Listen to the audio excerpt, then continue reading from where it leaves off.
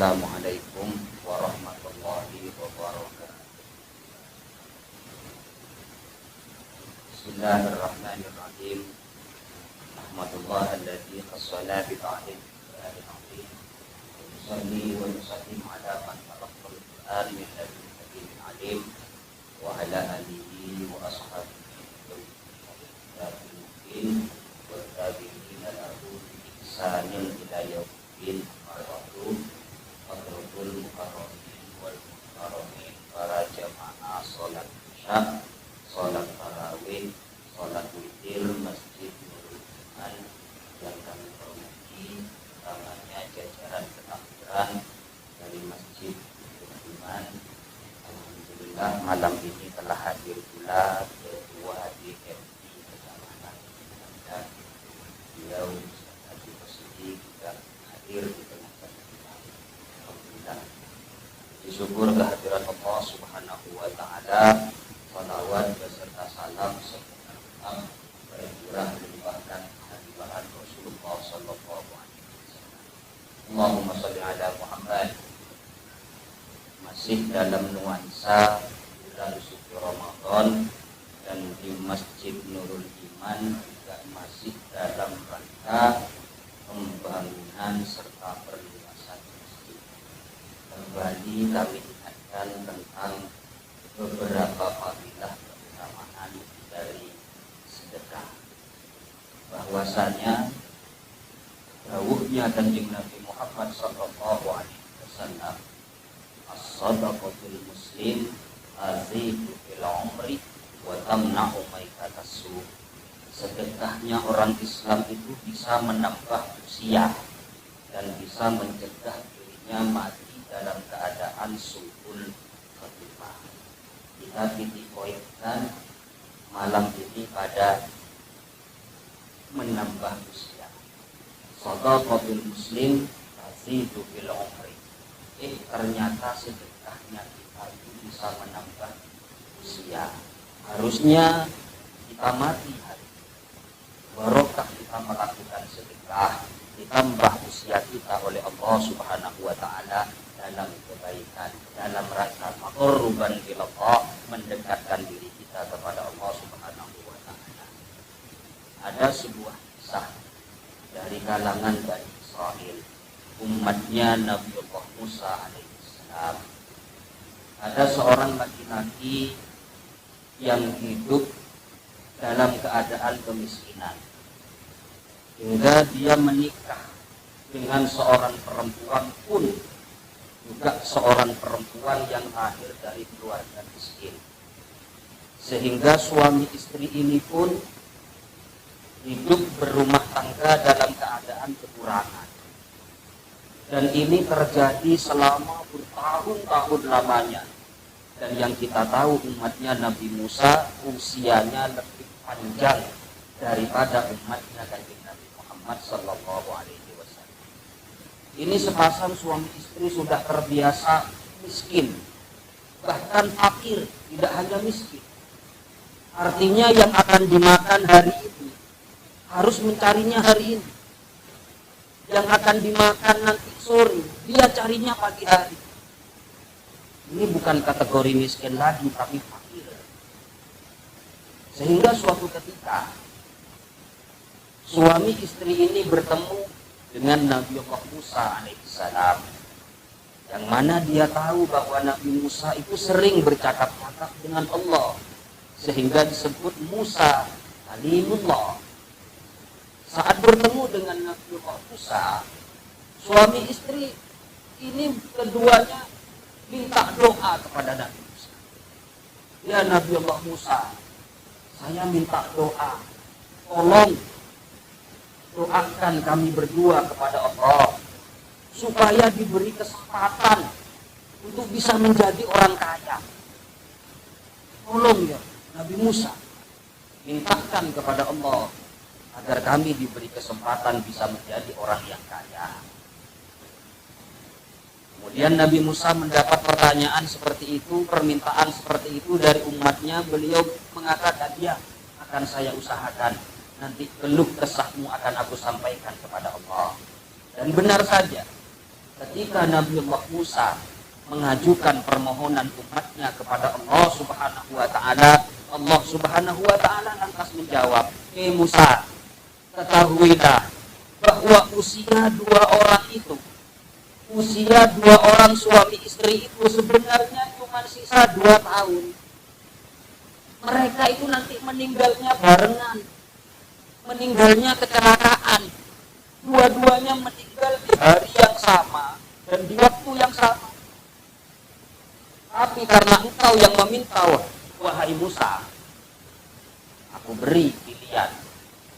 Yang 2 tahun ini, apa dia minta yang setahun pertama kaya, kemudian yang tahun berikutnya miskin dan dia mati dalam keadaan miskin, atau pilihan kedua, dia akan tetap miskin selama 1 tahun dan di tahun terakhir dia akan menjadi orang kaya sehingga dia bisa mati dalam keadaan kaya raya. Baik ya Allah, akan aku kabarkan kepada keduanya. Lalu dikabarkan bahwa aku telah mengajukan permohonanmu kepada Allah dan ternyata usiamu tinggal 2 tahun. Kau tinggal pilih, mau tahun pertama kaya lalu setahun kemudian miskin dan mati dalam keadaan miskin, atau tahun pertama tetap dalam keadaan miskin lalu tahun kedua kau akan kaya raya dan kau akan mati dalam keadaan kaya raya. Kemudian suami istri ini berembuk berdua. Setelah berembuk, dia mengatakan pada Nabi Musa, ya Nabi Allah Musa, ngapunten, kula pun boten kuat urip dalam keadaan miskin. Nah, terus ya nopo? Biarkan kami di tahun pertama ini kaya. Urusan nanti setahun kemudian saya akan miskin lagi dan akan mati dalam keadaan miskin. Kami sudah terbiasa hidup miskin. Tapi tolong berikan kami kesempatan setahun pertama ini kami dijadikan oleh Allah menjadi orang yang kaya raya. Baik, akan aku kabarkan, akan aku adukan kepada Allah. Dan kemudian Nabi Musa diperintah oleh Allah memberikan 5 koin uang emas, koin dinar. Yang 5 ini diberikan kepada pemuda tadi, kepada si suami tadi. Dan diperintahkan oleh Nabi Musa, tiap kalian mau tidur, 5 koin emas ini taruh di bawah bantal. Nanti sesuai dengan janji Allah, tiap 1 koin akan menghasilkan 100 koin. Berarti 5 koin akan menghasilkan 500 koin. Bisa kau ambil tiap pagi selepas kau bangun dari tidur. Dan ternyata benar, ketika suami ini mau tidur ditaruh di bawah bantalnya, dan dia tidur, esok harinya dia bangun, dia buka bantalnya, dan ternyata di bawah bantalnya ada 500 koin emas. Allahumma sholli ala Muhammad. Kemudian yang 5 pertama itu tadi, yang diberikan oleh Nabi Musa, yang 5 itu disisihkan. Yang 500 dia gunakan pergi ke pasar, dia belanja, dia beli beras, dia beli sayur, dia beli ikan, dia beli macam-macam. Dan saat itu rumahnya full dengan makanan. Dan istri dari suami ini memasak di dapurnya dalam porsi yang sangat besar. Kemudian ditanya, istriku, kita cuma hidup berdua, kenapa kau menanaknya, memasaknya dengan sebegitu porsinya? Jangan berlebihan istriku. Lalu istrinya menjawab, tidak, aku tidak ingin berlebihan. Lalu kenapa kau masak begitu banyaknya? Suamiku, kita bertahun-tahun hidup dalam keadaan miskin. Kita sudah terbiasa hidup dalam keadaan lapar. Dan yang kita tahu lapar itu tidak enak. Lapar itu lemes. Maka saya tidak mau orang-orang di sekitar saya ini merasakan kelaparan sama dengan seperti saya rasakan dulu. Maksudmu apa, istriku? Nanti saat waktunya kita makan, kita undang semua tetangga-tetangga kita yang hidup dalam keadaan kemiskinan, kita suruh makan di rumah kita. Baik, setuju. Dan ternyata semua masyarakat orang miskin sekitar situ diundang untuk makan bersama gratis. Esok harinya pun dilakukan dengan cara yang sama. Esok harinya pun dilakukan dengan cara yang sama. Sehingga setelah berjalan beberapa minggu, beberapa bulan, di situ telah terbiasa mengeluarkan makanan gratis.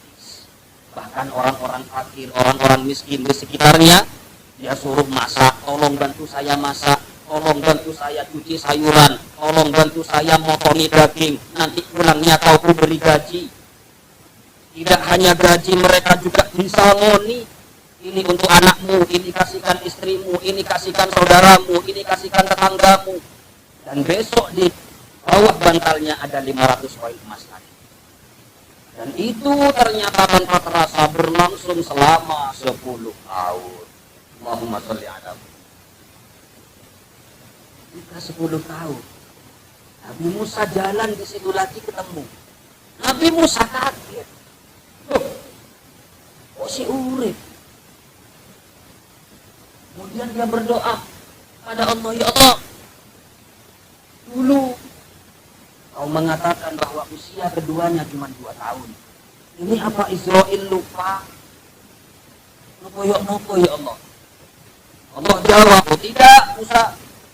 Lalu bagaimana dengan usia yang 2 tahun itu? Musa, saat aku memberikan rezeki pada si suami, diterima oleh istrinya. Mereka ternyata memberikan rezeki yang aku berikan pada orang-orang sekitarnya yang tidak mampu. Esoknya aku beri lagi mereka, diberikan lagi sama makhlukku yang lainnya. Ku beri rezeki lagi. Ternyata rezeki yang kuberikan diberikan lagi sama makhlukku yang lainnya. Diberikan lagi sama makhlukku yang membutuhkan. Esoknya aku beri lagi, ternyata rezeki itu diberikan lagi sama orang sekitarnya. Kalau orang ini aku suruh Israel, cabut nyawanya Israel, aku malu Musa. Musuh aku Allah Rabbul Alamin, kekayaanku tak terbatas Musa. Aku harus kalah dermawan sama orang ini. Malu aku Musa. Makanya aku tambah usianya. Selama dia masih mau berbagi dengan sesama, aku tambah usianya. Dan selama dia terus membagikan hartaku yang kutitipkan padanya, selama itu pula aku panjangkan usianya. Dan Allah malu kalau Allah kalah dermawan dengan orang. Dan yang kita tahu, Allah maha dermawan. Dan kekayaan Allah tak terbatas. Dan Allah maha kaya. Masyiral hadirin rahimahullah. Ini adalah beberapa fadilah keutamaan dari sedekah. Cerita ini nyambung dengan suatu ayat bahwasanya orang yang melakukan sedekah 1 kali akan dibalas 700 kali oleh Allah Subhanahu wa ta'ala.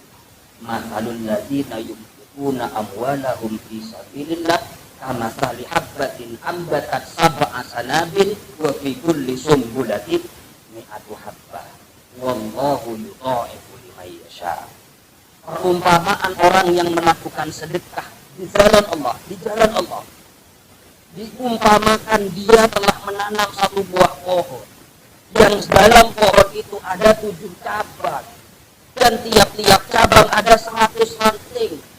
Berarti 1 kali sedekah itu akan menimbulkan 7 cabang dan tiap cabang ada 7 ranting, ada 100 ranting. 7 cabang, per cabang ada 100 ranting. Berarti 1 kali sedekah dibalas 700 kali oleh Allah Subhanahu wa ta'ala. Di ayat ini, menurut ahli mufassir, Allah cuma mengatakan batang dan rantingnya. Kamathali habbatin ambatat sab'a sanabil wa fi kulli sumbulatin mi'atu habbah. Ada 7 cabang dan tiap cabang ada 100 ranting. Allah hanya membicarakan ranting dan cabangnya. Kenapa? Biar otak kita yang miskin ilmu ini nyampe. Allah belum membicarakan bunganya. Allah belum membicarakan buahnya. Allah belum membicarakan di bunga itu ada putiknya.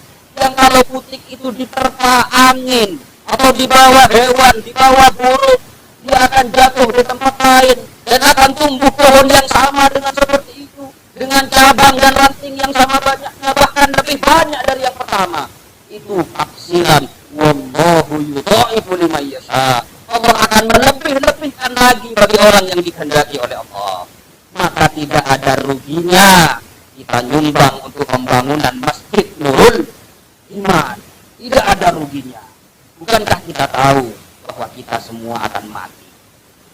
Bahwa jika kita sudah mati, in qata'a amaluhu illa bi 3. semua amal terputus kecuali yang pertama, sadaqatin jariyah. Yang pertama disebut oleh Kanjeng Nabi adalah sedekah jariyah. Man bana masjidan buniyallahu lahu baitan fil jannah. Siapa yang membangun masjid saat dia hidup di dunia, Allah akan bangunkan tempatnya nanti di surganya Allah Subhanahu wa taala. Amin Allahumma amin. Kita berharap mudah-mudahan kita diberikan kekuatan, keistiqomahan, keikhlasan, sehingga kita sedikit banyak harus ada sebagian harta kita yang masuk dalam kas masjid ini untuk pembangunan Masjid Nurul Iman. Dan kita berharap mudah-mudahan semuanya diterima oleh Allah Subhanahu wa taala. Amin amin ya rabbal alamin.